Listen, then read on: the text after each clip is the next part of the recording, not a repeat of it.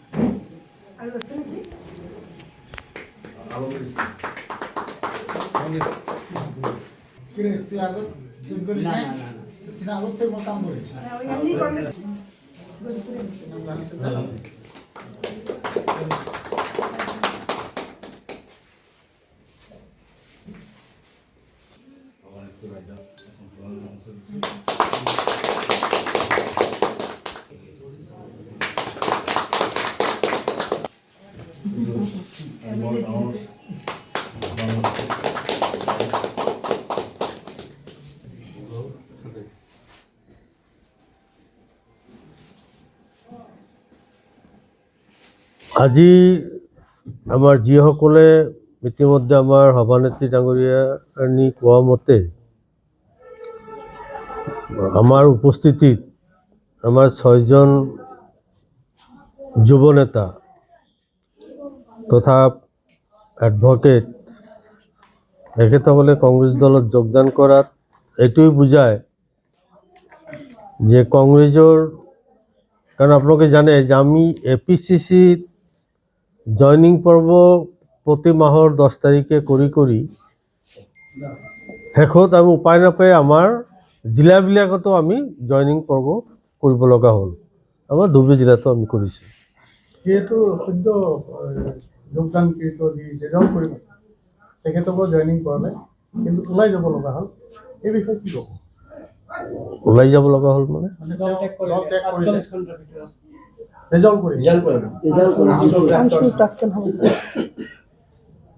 আচলতে ৰেজাউল কৰিম ডাঙৰীয়া এটা ছাত্ৰ সংগঠনৰ সভাপতি আছিল। আমছু তেওঁ সদায় এটা কমিউনিটিকে ৰিপ্ৰেজেণ্ট কৰিছিল আৰু তেওঁৰ কথা বাৰ্তাবিলাকতে সেই ধৰণৰ এটা অভ্যাস পৰিণত হৈ গৈছে। তো এই কংগ্ৰেছ দলত যোগদান কৰাৰ পিছত কংগ্ৰেছত আমাৰ কাষ্ট কমিউনিটি সকলোকে লৈ কংগ্ৰেছ দল, কংগ্ৰেছত আমি কথা কওঁতে আমি অলপ ভাবি চিন্তি কথা ক'ব লাগিব যাতে আমাৰ কথাৰ মাজেদি অন্য কোনো কমিউনিটিয়ে আঘাত নাপায়, এই কথাটো আমি চিন্তা কৰিব লাগিব। কিন্তু ৰেজাউল কৰিম ডাঙৰীয়া হয়তো তেওঁ কিবা ক'ব বিচাৰিছিল যে ধুবুৰীখন আমি শিৱসাগৰ বনাম বা শিৱসাগৰখন আমি ধুবুৰী বনাম।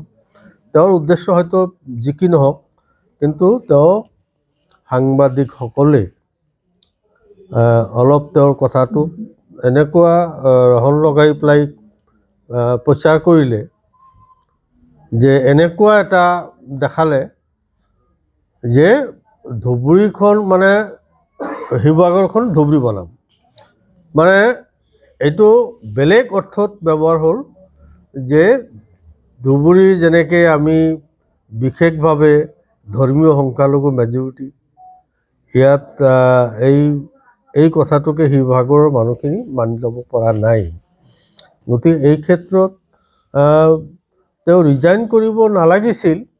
হয়তো আমাৰ দুজন নেতাৰ কথাত অলপ তেওঁ দুখ পাইছে, কিন্তু এইটো কথা হয় যে প্ৰদ্যুৎ বৰদলৈ ৰেজাউল কৰিম চৰকাৰক হয়তো ভালকৈ নাজানে, যেনেকৈ আমাৰ সাংসদ ৰকিবুল হুছেইন যিমান জানে সিমান কিন্তু প্ৰদ্যুৎ বৰদলৈ নাজানে। আৰু তেওঁলোকৰ ছাত্ৰ সংগঠনৰ নেতা হিচাপে মুখ্যমন্ত্ৰীৰ লগত সঘনাই যোগাযোগ আছিল। এইটো সঁচা কথা। মানে কমিউনিটিৰ স্বাৰ্থত বিভিন্ন সমস্যা লৈ পেলাই সঘনে মুখ্যমন্ত্ৰীক লগ পাইছিলে।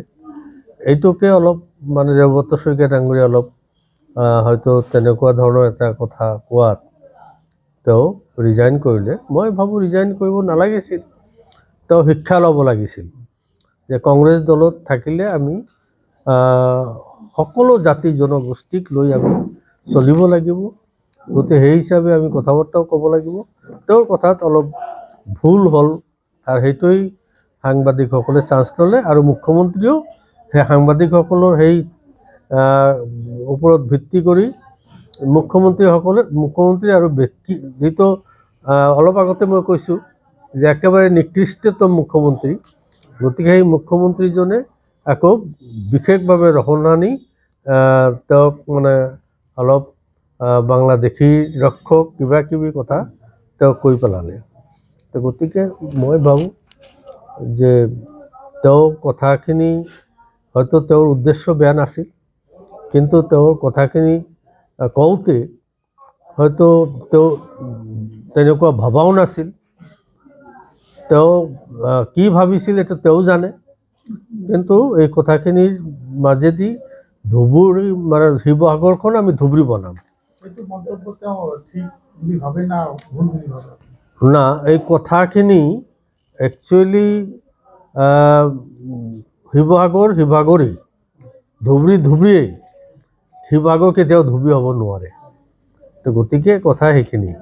এই যোগদান কাৰ্যসূচীত উপস্থিত আমাৰ জিলা কংগ্ৰেছৰ জেনেৰেল ছেক্ৰেটাৰীসকল, কৰ্মকৰ্তাসকল আৰু নতুনকৈ আজি যি যোগদান কাৰ্যসূচীত যিসকল জইন কৰিলে আৰু মোৰ সন্মুখত বহি থকা মোৰ সাংবাদিক বন্ধুসকল, আপোনালোকক সকলোকে মই নতুন বছৰৰ আৰু লগতে মাঘ বিহুৰ ওলগ যাচিছোঁ। আজিৰ দিনটো সঁচাকৈ আমাৰ বহুত ভাল লগা আৰু খুব শুভ এটা দিন। নতুন বছৰৰ মকৰ সংক্ৰান্তিৰ পিছতে আজিৰ দিনটো, পুহ মাহৰ পিছতে আজি মাঘৰ প্ৰথম দিনটোতে আমি এটা শুভ কাৰ্য কৰিলোঁ। আজি জইনিং কাৰ্যসূচীটো একচুৱেলি আমাৰ প্ৰতিটো মাহৰ 10 তাৰিখে আমাৰ এটা যোগদান কাৰ্যসূচী থাকে। যোৱা এইবেলি 10 জানুৱাৰীৰ দিনাটো আমাৰ বেলেগ এটা কিবা কাৰ্যসূচী আছিলে, আপোনালোকে গমে পায়। মহাত্মা গান্ধী এনৰেগাৰ ওপৰত আমাৰ এটা কাৰ্যসূচী থকা কাৰণে আমি এই যোগদান কাৰ্যসূচীটো কৰিব পৰা নাছিলোঁ। আৰু যিহেতুকে আমাৰ নিৰ্বাচনী সন্মুখত আহিছে, সেই নিৰ্বাচনৰ ফালে লক্ষ্য ৰাখি আজিৰ দিনটো আমি ধাৰ্য কৰিলোঁ। আজিৰ দিনটো আমাৰ ইয়াতে নতুনকৈ নহয়, এইবোৰ আমাৰ নিজৰ কংগ্ৰেছ দলৰ পৰাই, আমাৰ নিজৰ দলৰে মানুহ, আমাৰ এই পৰিয়ালৰে মানুহ আকৌ নতুনকৈ ঘৰলৈ ঘূৰি আহিছে। আমি তেখেতসকলক নতুনকৈ আদৰণি ল'লোঁ। এই কাৰ্যসূচী আজিৰ এইখিনিয়ে আছিলে। আৰু লগতে আজিৰ কাৰ্যসূচীত আমাৰ নতুনকৈ বালাজান ব্লকখন নতুনকৈ চেঞ্জ হোৱাতে আমাক বেলাল হুছেইন ডাঙৰীয়াক নতুনকৈ তেখেতক ব্লক কংগ্ৰেছৰ সভাপতিখন দিছে। তেখেতেও আহি পেলাই মোক আজি সম্বৰ্ধনা এটা দি ৰিপৰ্ট কৰিলে। গতিকে গোটেইখিনি কাৰ্যসূচী আমি একেলগে কৰিলোঁ। আৰু মই একচুৱেলি কংগ্ৰেছ দলৰ এজন সক্ৰিয় কৰ্মী আছিলোঁ। মই জিলা পৰিষদৰ সদস্য আছিলোঁ।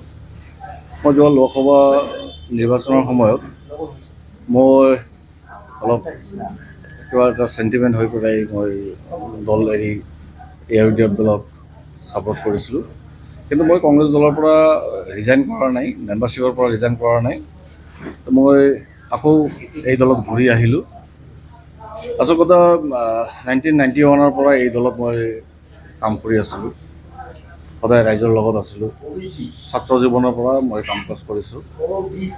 গতিকে মই আকৌ কংগ্ৰেছ দলৰ লগত বিগত দিনত যেনেকৈ মই জড়িত আছিলোঁ, ৰাইজৰ হকে মাত মাতিছোঁ, ৰাইজৰ কাম কাজ কৰিছোঁ, দলক শক্তিশালী কৰিছোঁ, দল সংগঠন বঢ়াইছোঁ।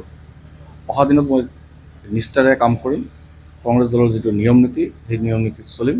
কংগ্ৰেছৰ যিটো সংবিধান, সেই সংবিধান মানি চলিম। আৰু অহা দিনত 2026ত অসমত গৌৰৱ গগৈ ডাঙৰীয়াৰ নেতৃত্বত অসমত কংগ্ৰেছ চৰকাৰ হ'ব বুলি আমি আশাবাদী। আৰু গোটেই অসমত তেখেতৰ নেতৃত্বত কংগ্ৰেছ দল আগবাঢ়ি আছে। আৰু মোৰ এই আজিৰ মানে মেম্বাৰশ্বিপ কাৰ্যসূচী মইতো বহু আগতে জইন কৰিছিলোঁ। বাইদেউ যিদিনা প্ৰেচিডেণ্ট হৈছিলে সেইদিনা মোক ৱেলকাম জনাইছে। বড়োগোহাঁই ডাঙৰীয়া প্ৰেচিডেণ্ট হোৱাৰ পিছতে মই তেখেতক মানে জনাইছিলোঁ মই I want to come back to the party. তো গতিকে বাইদেউ সেইদিনা মোক ৱেলকাম দিছে আৰু এই অফিচতো মোক মানে মাতি লৈছে।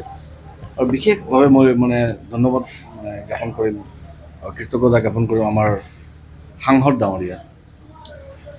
মই বিগত সময়ত তেখেতৰ ওপৰতো মোৰ এটা ক্ষোভ আছিলে, এইটো মোৰ ডাঙৰ ভুল।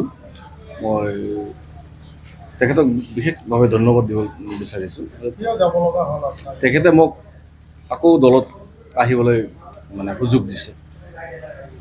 কিয় যাব লগা হ'ল আপোনাৰ দলত? এইটো মোৰ ভুলৰ কাৰণে মই গৈছোঁ। ভুল স্বীকাৰ মোৰ ভুলৰ কাৰণে মই গৈছোঁ, আকৌ মই আহিছোঁ।